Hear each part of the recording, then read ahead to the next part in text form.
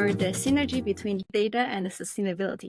Today, we'll shift our lens into climate finance. In order to reach the 2030 net zero emission, a significant amount of work needs to be done in our energy transition, like scaling up renewable energy, enhancing energy efficiency, and investing in sustainable infrastructures, all of which need substantial finance investment. In 2020, our global climate finance flow totaled around 630 billion, but an estimated of 4.3 trillion annually is needed to meet the climate targets. This funding gap highlights the critical importance of climate finance. Today, I'm happy to welcome Daisy Pacheco, the Senior Associate at RMI, to join us. We'll chat about how Daisy helps financial institutions to measure the alignment of their financial portfolios with climate goals. Welcome, Daisy. Thanks, Tammy. Thanks for the invitation. To start off, can you give us a brief introduction about what does RMI do and your role there? Yes, of course. Just a short disclaimer before we start. So all opinions and all conversation will be reflecting just my personal opinions. I work for RMI. It's the Rocky Mountain Institute. It's an NGO that is based in the US. It has now more than 40 years of experience. They have focused a lot of their work on the energy transition. So they basically deploy resources and also capacity building for communities, for financial sector, also for governments in this path to the net zero transition. And I'm specifically part of the climate finance team. So we partner with a lot of financial institutions, financial sector stakeholders, to try to understand what are the biggest constraints and help them overcome those constraints in this path to net zero. So that's basically what climate finance does. Okay, thanks for the introduction. I think RMI, the highlight here is it focuses on tackling climate crisis, but it focuses on the main contributor, which is the energy production and the usage, right? And Correct. that represents 70% of the global greenhouse gas emission. Can you give us some specific examples of the projects you're working on and what are the impact or value you create and how do you help companies to measure or institutions to measure their financial alignment? Yeah, sure. So within the climate finance team, I am part of the PACTA team. PACTA is a methodology and a tool. It stands for Paris Alignment Climate Transition Assessment. So it basically helps financial institutions to measure their alignment with climate goals. And so I am a senior associate at the PACTA team. And I've been working a lot with different financial institutions from banks, insurance companies, asset managers, pension funds, basically to help them in this measurement of alignment. More recently, I've been working a lot with financial supervisors specifically. And we've been doing some technical capacity building with them to implement the methodology and to make sure the associated risks with climate goals. One of the most recent projects that I've been part of is with a financial supervisor in North America. So we have provided technical support in the implementation of the methodology. Basically, what we do is we walk them through the tool, which is basically a code in this R software. It has been designed through packages, and we tell them how to use them, but we also do some capacity building in terms of the interpretation of results. So what they do at the end is measure the compatibility of lending or investment portfolios with climate change scenarios, such as the 1.5 degrees scenarios from the Paris Agreement, for example. And I think from my perspective, one of the things that at least I have learned and I'm really impressed about is the capacity and the potential for us to be able to share the knowledge that we have on the methodology and be able to contribute to this type of institutions like supervisory authorities. And what I've seen is kind of the expansion of the analytical tools that they have at their disposal to assess and manage climate-driven financial risk. So with the engagement that we have with this type of institutions, we can see how they actually take the methodology. It doesn't have to be PACTA, it can be other methodology, but take the methodology and make their own. And at the same time, just try to expand their skills and the tools that they have at their disposal for this type of assessment. I have many questions to follow up with, but to start, you mentioned you help the banks or investment institutions to measure their lending and the investment portfolio in terms of their alignment with the climate goals. But do you look at the current portfolio, and does this information help to impact their future lending, or do they go back to certain lenders and say we should stop the collaboration? What is the real trigger after the measurement? Yeah, I think it depends a lot on the type of financial institution that is using the tool, but it basically takes a snapshot of the current portfolio that banks or financial institutions will have. So we will do the measurement of the alignment of the portfolio ending 2023, for example, and then from that we will see how the portfolio align in the 5-year forward-looking perspective with different climate scenarios. I think if it will be a bank, for example, measuring the alignment, they will focus a lot on measuring risk. So how the portfolio, the exposure that they have to different companies, how this translates into different types of traditional risks, like credit risk, market risk. Like what if a company that a bank is lending to will default because they cannot produce any more oil, just like a very simple example. If we take on the other perspective, maybe taking it from the lens of an asset manager, I think it deviates a little bit from the risk perspective, and it becomes more like, how can I engage with the companies that are part of my portfolio? So how this assessment of alignment helps me understand how the companies are behaving in the next 5 years in terms of their production levels, for example. How can I engage with them? How can I support them in the transition that is needed for different sectors, depending on the company, of course? And if we take the other lens of the financial supervisor, I think it will all be about risk again, but actually coming up with regulatory actions, for example, or with guidelines or with principles for financial institutions to manage these type of risks. So I think it gives you, it takes a snapshot, but this snapshot picture will tell you like different things depending on the objective of the measurement and on the role of the institution that is doing the analysis. Sure, your audience have different type of entities, and you mentioned sometimes these entities also take a twist of the methodology and develop their own on top of PACTA. So my question is, whenever you give the analysis, we all know the net zero goal can be pretty ambitious for certain sectors and industries, right? What if the company realized down to the 5 years for them to fit into certain scenarios is very difficult? Is that the reason they are twisting the rules, or what's their overall sentiment? And do we usually see a big gap there?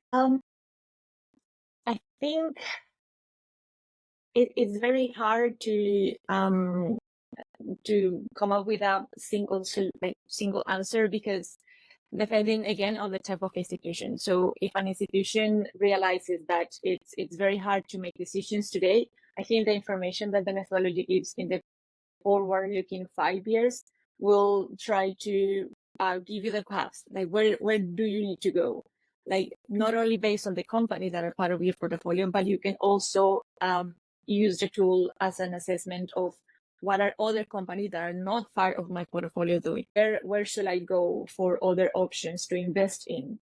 Which other companies in the market are not necessarily getting all the capital that is needed for the transition, and how I can support them in any other way.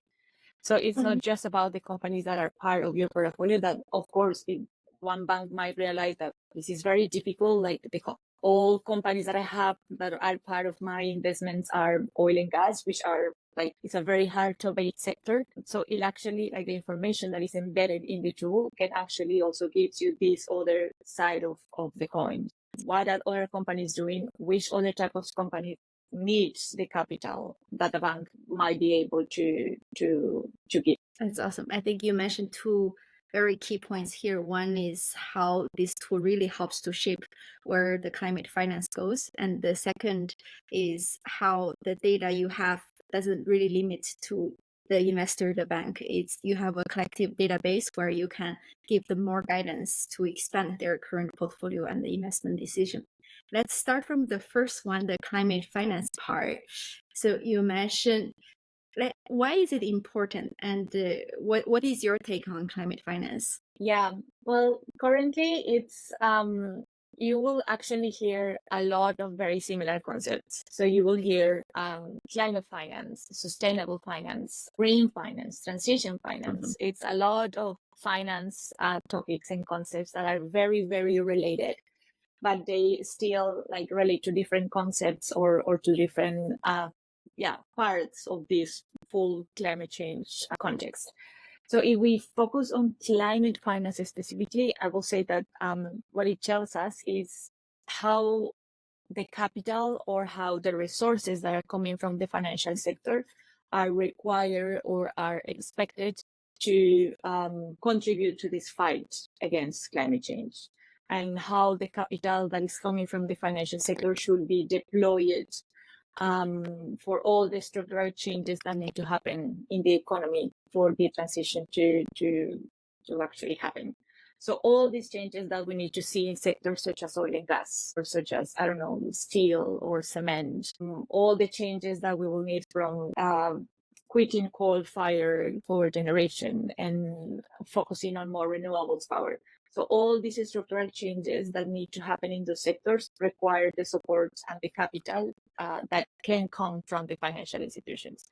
So that's how I see climate finance: the capital, the resources, but also not doesn't have to like be only monetary, but all the support and the capacity building that the financial sector can give, and the engagement that they can have with companies, so that they can go in the required paths for the transition to the net zero. Sure, it's key to build up the capital in terms of our transition path. And as mentioned before, we see a very substantial gap in terms of what we need in climate finance versus what we have. How do you see the trend so far? Is it the gap is closing? Are we being hopeful, or do we see a difficulty in feeling the need? Yeah. I've actually heard a couple of times, and I've read in a couple of reports, that the capital is there. So the resources are available, but sometimes it becomes a question of prior. Maybe some sectors are like more eager to find that capital, more sectors are more active in finding this capital, and also even differences in geographies. So is the capital that is there, that is available, actually going to the place where it really needs to go? So I will say that it's all about an assessment of priorities and like correct deployment, I will say, because I think, like, from my perspective, the capital is there. It's just a matter of how this is being distributed.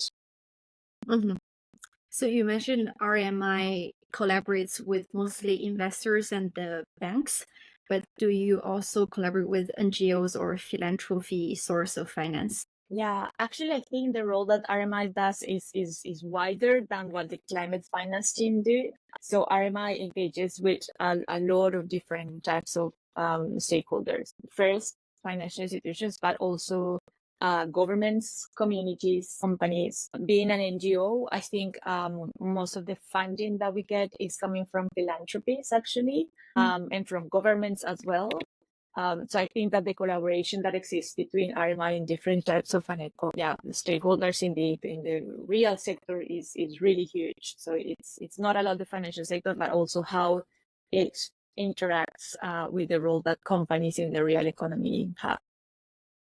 That's a very key factor because, as we know, in the area of climate, there is a lot of not yet very mature solutions that need more heavier investments. That for let's say a reasonable investor or banker whose goal is to make profit, it's a hard call to put their money there. However, in the philanthropy or NGO sector, we have more hope and more boost there. And I know RMI also has an accelerator itself within the RMI Institute, right? So there's also many cool projects coming out of that. So coming back to our second point, when we mentioned PACTA, it's a lot about data, right? We just touched upon how you not only have data from the investors or the banks of their own portfolio, but you also have a data ecosystem. Where do you get the data from? How does it work? Yeah. So if we talk about like the tool itself, it uses 3 different types of data. So the first one is the financial portfolios from banks. So at the end, this is what we are measuring alignment with. So we take banks' portfolios, investment portfolios. So that will be financial data first. Second one is scenarios. So we measure the alignment against climate scenarios. These scenarios are coming mainly from third parties such as the IEA, the International Energy Agency, but also the European Commission has this institute, the Joint Research Center. I think they also develop scenarios. There are different, like there's a wide range of different financial, international authorities that develop this type of data.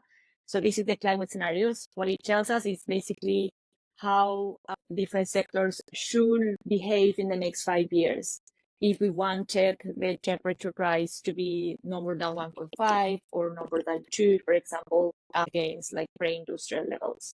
So that's scenarios. And the third type of data that is used in the methodology is information from the companies in the real sector. So if we talk about our companies, the tool will use information on the production of the companies. So how many megawatts is a company producing today and in the next 5 years? And this is what we compare against the scenarios. So these are the 3 types of data that are used in the methodology. Okay.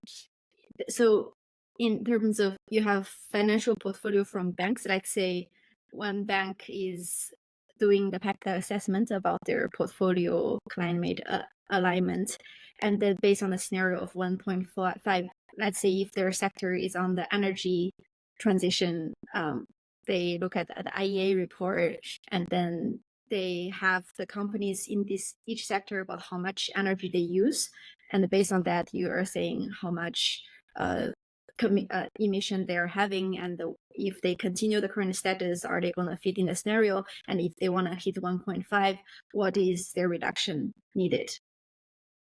Correct. You got it. Okay. Yes. Okay, good. So wait, in terms of your data source, because before you mentioned, not only you can showcase a bank, what the companies in their portfolio, you also have company data outside of the bank portfolio. How are you collecting data from all your clients and they're okay to share the data with each other?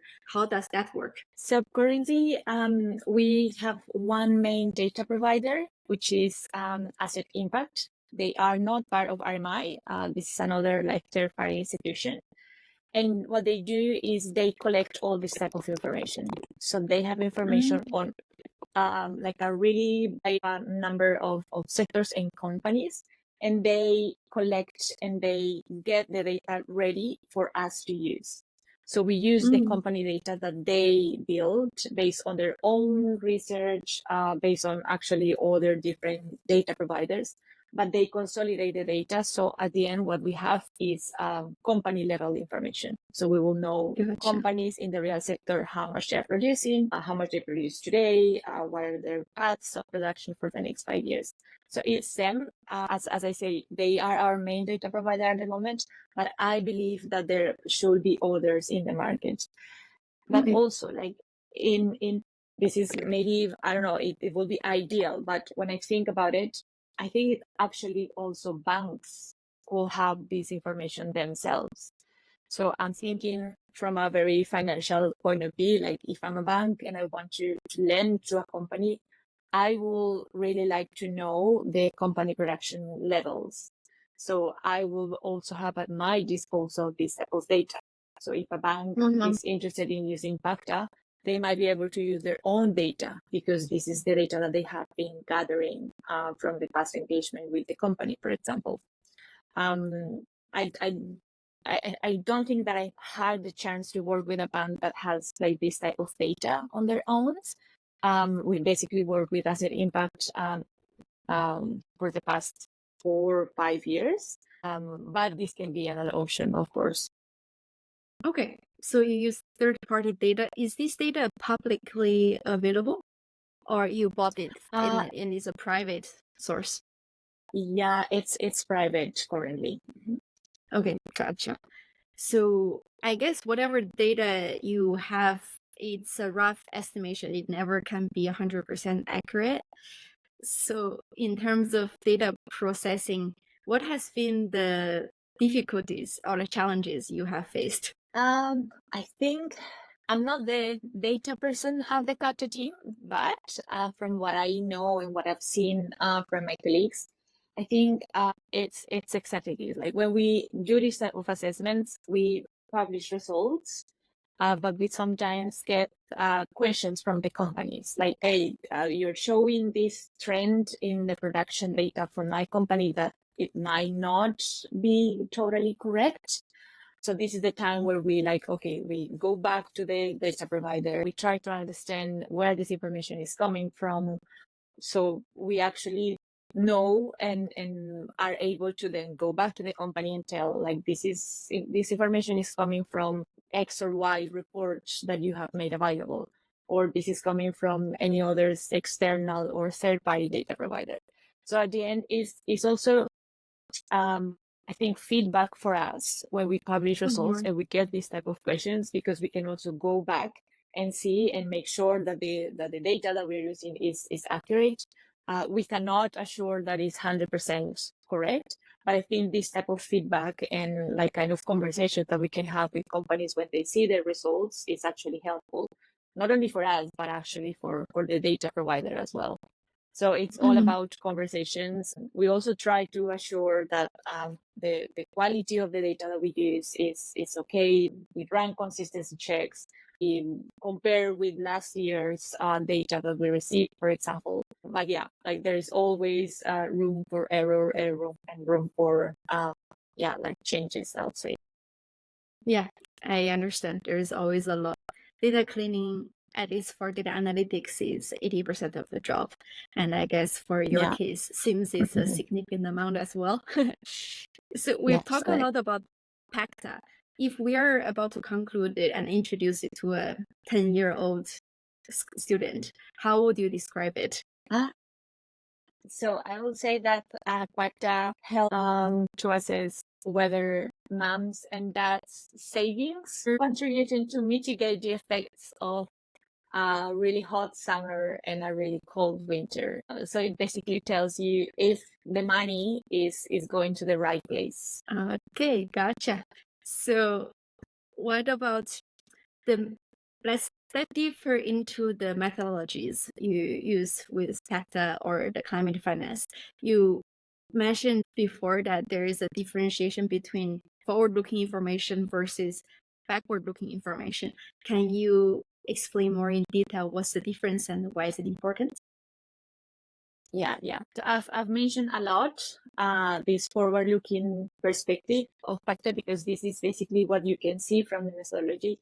But you're right. So when we try to think about like this type of assessments, like climate risk assessments, you will always find these two types of data or information: so backward-looking, forward-looking information. I think both types of data provide very, very useful, but at the same time, distinct information about an issue, like in this case, climate. So if we think about climate data for historical data points, for example, it will help you to understand the patterns, the changes from the past. It will help you identify the effectiveness of previous actions from governments, for example. So I see past data as very important to be the baseline, probably. So it will be the basic starting point where we can start evaluating the progress of future actions. So this is key. Like I will not doubt 1 second that like past or backward-looking information is useful in the climate context. But I also think that what backward-looking information doesn't give you is the insights for you to be able to plan or to have a long-term strategy or to actually make decisions for the future. Like if I think about like from the perspective of a bank, for example, in the climate context, you need information that gives you these specific insights about what decision to make, what my strategy needs to look like in the future. Like even for policymakers or for companies, all of them should not rely on past patterns because actually the big uncertainty that exists in this climate context. You need forward-looking information to be able to prepare, to be able to plan ahead, to kind of try to find the actions that will help you mitigate the future effects of climate change. So it's two different perspectives. I think both are complementary. As I say, baseline and plans. I think that's the difference between both of them. And I think in this context, they will give you like the holistic view for you to be able to assess these type of risks. Okay. So if I understand correctly, backward looking is basically looking at history and tell a company what have been your energy portfolio, how many percentage of gas, solar, wind do you have, and with this current trend in 5 years, what is it gonna be your emission and what is the percentage composition? But to comply with the 1.5 degree scenario, you need to enlarge the solar and wind to more percentage of your portfolio. Is that more or less how it's translated into example? Okay, that's great. Exactly. Correct. It seems that PACTA is a very useful tool for measurement, and is this tool the methodology owned by RMI? So basically, I know you change the data whenever the result doesn't really fit the realistic like expectations, but do you also twist the methodology itself? Or it's set and you just change the input and output? Yeah, so I think being an open source methodology can be adapted. It can be changed. It can be tailored to different objectives. We've seen actually some examples recently from this specific example from an European financial supervisor who used the methodology as a baseline, but they built on top of that and created additional metrics and additional visualizations. So PACTA, like being free, being open source, you will find all the code in the web. Like if you go now to the web page, you will be able to download all the necessary code for running the methodology, for implementing this type of assessments. So I think being like that flexible allows you to create your own type of analytics and again, own type of metrics and visualizations. What we do is we give capacity on the core of PACTA. So what we usually do is we share the intrinsic of the methodology, and then on top of that, like different financial stakeholders can build on that and develop their own analysis, or they can also just like use the core metrics that are embedded in the methodology. So it has a lot of flexibility. Yeah. Yeah. I've seen the website and it seems that for a company to measure, it only needs pretty few data inputs and it can see clearly the output several visualizations, and that is pretty clear and straightforward. Just out of curiosity, how widely is this methodology adopted? Yeah, so I think the initial concept of alignment and at the same time, like when the methodology was launched, was like in 2015, if I'm not wrong. It started focusing on investors, so listed equity and corporate bonds portfolios. Then it moved to banks, and then more recently to financial supervisors. So I think throughout all these years, it has gained like a lot of adoption, and I think it has been over like 300, 400 in the past 5 years for investors, and then for banks, any person can go and download the code, and we will not know. But we have some indications as well from the partnerships that we have developed with banks that have used the methodology, around 70 or 80 banks in the past years as well. And in terms of financial supervisors, I think in the past 2 or 3 years to maybe 10 or 12 financial supervisors in different regions. So Okay. it's been widely adopted. At the same time, like if we go back to 2015, we have also seen a lot of other different tools that have arisen as well. So I think it has come up at the same time that other tools that might be even more easy to understand or easier to implement. So I will not say that it has a lot of popularity at this point of time, given because of the other options that are still available in the market. But I will say that yeah, it has grown a lot since it first started. Can you name one or two alternatives, and what is the pros and cons of PACTA versus alternative tools? I don't think that there is actually another tool that measures alignment the way that PACTA does. There are some other tools that gives you different insights. For example, more like carbon footprint, which is a different concept than portfolio alignment. So for carbon footprint, there is this very well-known methodology, PCAF. So they focus a lot on carbon intensity and carbon footprint measures. And there are some other methodologies, like not specifically like tool providers, but more methodologies such as ITR, implied temperature ratings. These type of methodologies will give you one number per portfolio. Your portfolio lies 2.5 degrees. That's an example. PACTA gives you more information, more disaggregated. So one of the pros of PACTA, I will say, against these other methodologies is that it is free. It can be used by a wide range of financial actors. But on the other side, it's harder to explain. So it's more difficult to understand what the PACTA outputs tell me versus what just one number associated to a portfolio will tell me.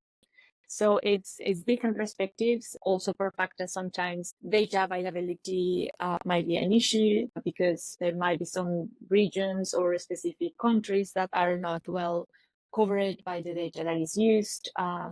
So yeah, it has like different perspectives. Of course, it will at the end depend of what is the objective of the user that employs one or the other methodology or tool. Fair enough. So it seems that RMI and PACTA is doing a great amount of work in the climate finance sector. What about the different parties at play in terms of push this transition forward? How does legislation or companies play different roles in the process? Yeah. So I think, again, as with the types of data, I think there are three like different types of institutions that play different roles, but also that like play very well together. The first one is, as you mentioned, legislators, so governments, financial authorities.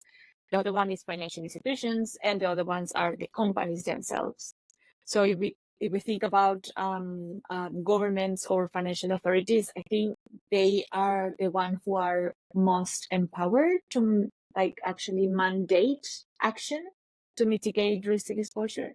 So they are the ones who can actually take regulatory actions. They are the ones who can put regulation in the market that directly raises the accountability or the responsibility that financial institutions have in this context. So they are like on the top of this. They are the ones who actually have this empowerment to do regulation, for example. On the other hand, is financial institutions. So they, holding the capital, have the power to accelerate the transition. The problem with that power is that it comes with risks. So this is where they need to start like measuring and managing these risks appropriately. So they are the ones who are financing the transition, but they also have the responsibility to employ like proper risk management practices. So they are in charge of identifying, measuring, also doing reporting. And so I think it comes like with different roles, they have different responsibilities as well.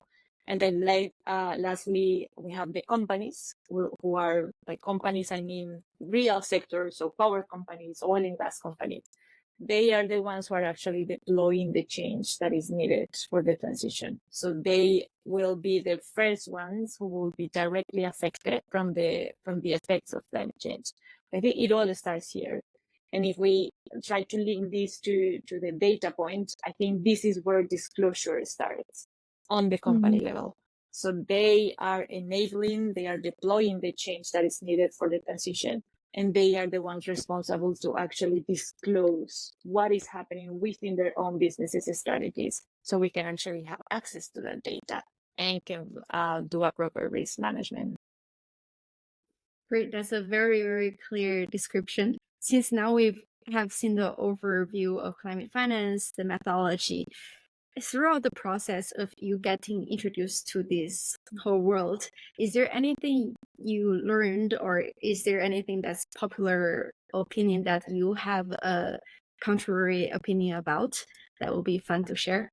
Yes, so I think that one of the things that I heard the most when we start, for example, comparing between different methodologies or between different tools is what is the theory of change that is behind this different tool, or what is the theory of change behind this methodology. And I find this theory of change framework like a little bit used, overrated, I think sometimes overcomplicated. So when we try to understand how a desired change needs to happen, of course, like I totally value and I totally agree with the point that it is super important to understand how the climate transition needs to happen and how different tools contribute to that.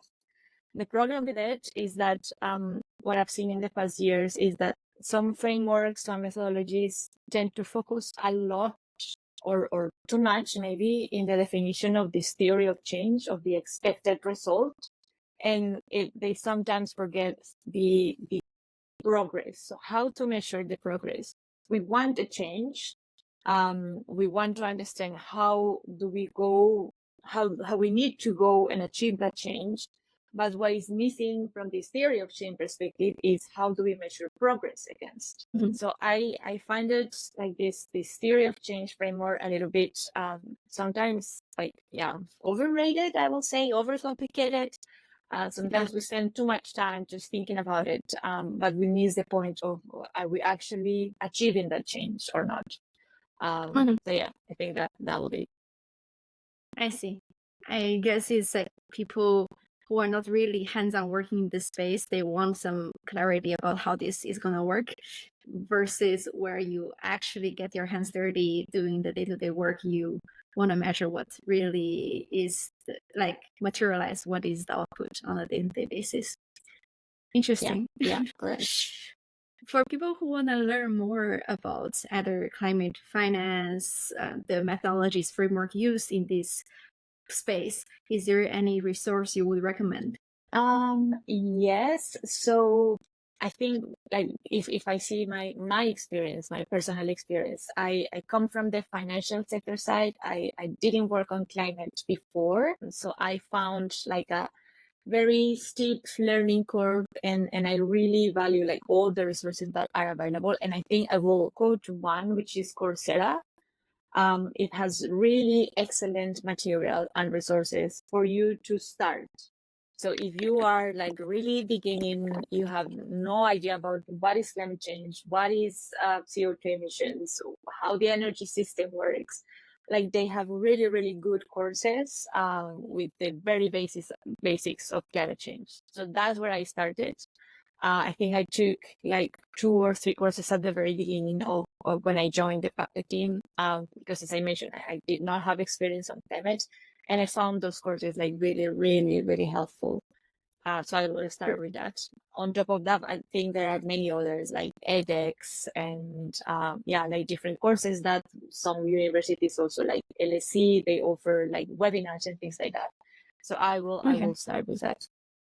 Yeah. As you grew, like after learning the foundations, as you grew your knowledge every day, is there learnings that surprise you as you progress and you think it's important to share with other people who are stepping into the field? Yeah, so I think like I when I started working on these topics, I didn't realize the importance of understanding maybe the science behind all of this. Okay. Even if it's just like a short reading, I will really highly recommend to understand how this CO2 energy system works. Like what is happening in the atmosphere. You don't need to go to the specific science of it, like how the energy system works, but understanding these type of things in details, it actually helps you to see and to agree that something is happening and we need to do something about it. So it's not about a hot summer or a very, very cold winter. It's just about what is happening actually in science. I found it super interesting to learn because it gave me the background that I didn't have, and actually being able to say, yeah, like what I'm trying to do makes sense because it's actually something happening out there. Sure. And you realize how complex everything is, and it triggers more curiosity and motivation out of you. Is there any framework that you developed along the way that you think help you to grow constantly? And especially when you mentioned when you transition into the sector, it was a very steep learning curve and you're really enjoying that process. What helped you along the way? I think there are a couple of institutions that they do really cool stuff. I will quote maybe one because it's actually really related to what PACTA does, and is this Intergovernmental Panel on Climate Change, IPCC. So they are the experts in climate scenario modeling. So as I was mentioning, PACTA helps you to understand and to measure compatibility between portfolio and scenario. So these guys are the ones who are giving us the information on scenarios. So they tell us how the world should look like if we wanted to achieve a 1.5 degree scenario of global warming, for example. They do a lot of, this is like pure science, I will say. So this is like climate modeling. Basically, they take a lot of information and they tell us different pathways if we wanted to achieve 1.5 scenarios, for example. It's very, very technical, but I think that they publish like really cool reports on their analysis, on their research, on their way of thinking as well. Like, given that scenarios are one of the fundamental parts of PACTA, I think at least for me, it has been super useful to understand how this modeling happens. Of course, not all the details of it, but at least the high level, like what is required, what type of information is embedded into the design of the scenarios. So I find that very, very interesting. Yeah, I think IPCC is the reference in terms of the data and science behind. And then it is echoes well with our previous episode where we talk about different climate workshops that translate the IPCC science information into different games for people to play, engage, and learn the facts. So very good. Is there anything else you'd like to share, Daisy, that we haven't covered?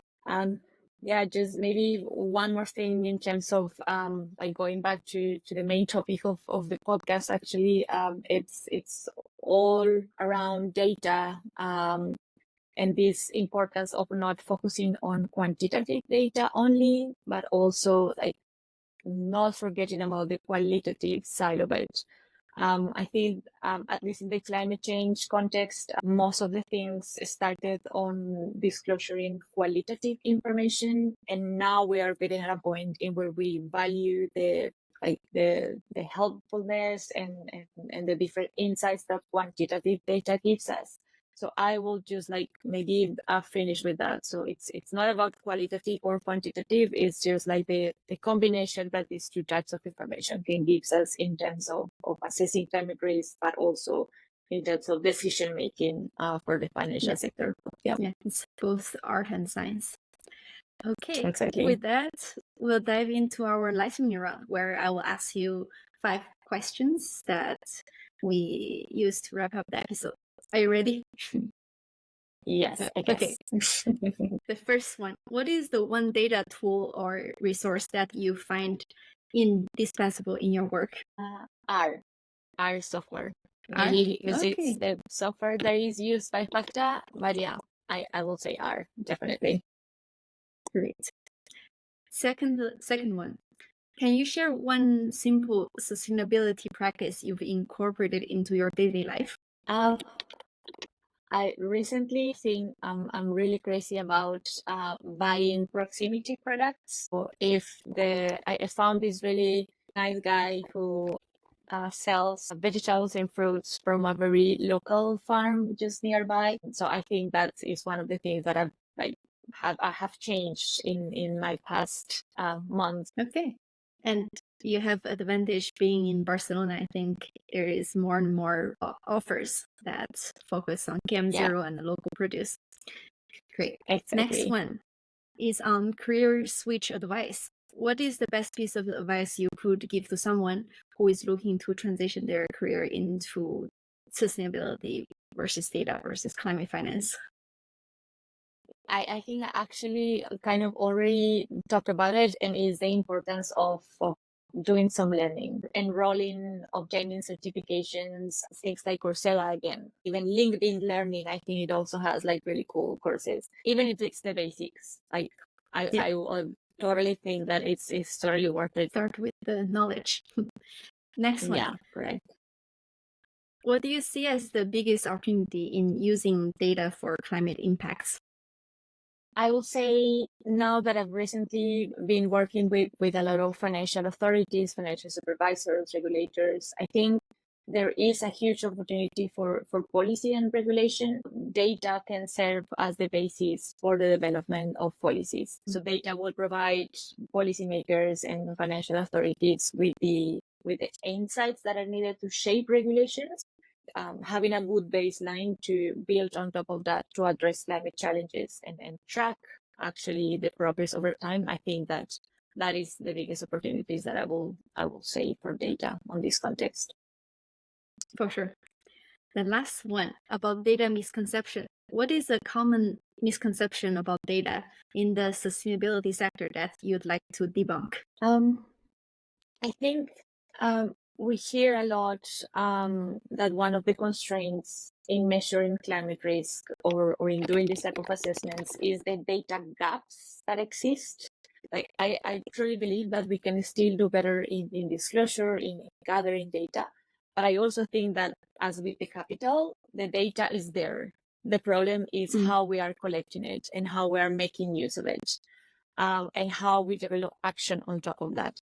So I will say that like this data gap misconception that exists in climate risk analysis should be tailored because it's not 100% sure. I would say that data is there. It's just that we need better disclosure and better decision making on top of the data that exists. Sure. Very well, Daisy. Thank you very much for your sharing. It's been really fun and I've learned a lot. Thanks to you, Tammy. It's been really, really great to share and to have this conversation.